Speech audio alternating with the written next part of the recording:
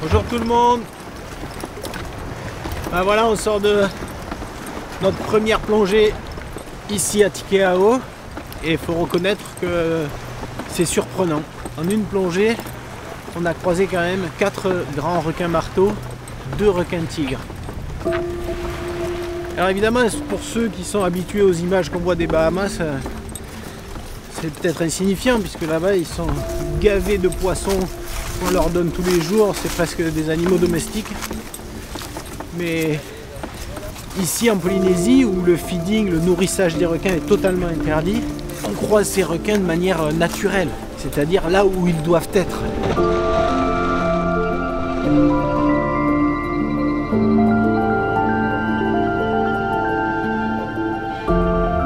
Maintenant, les croiser, c'est pas être capable de travailler avec eux, c'est-à-dire l'éventualité de les marquer avec des balises acoustiques, ils restent beaucoup trop loin de nous.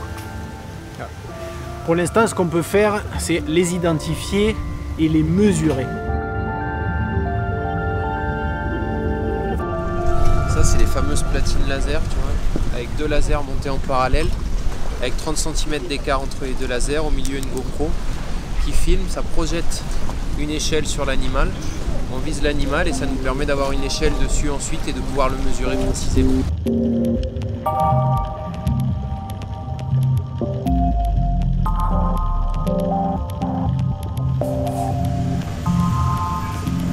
Tac.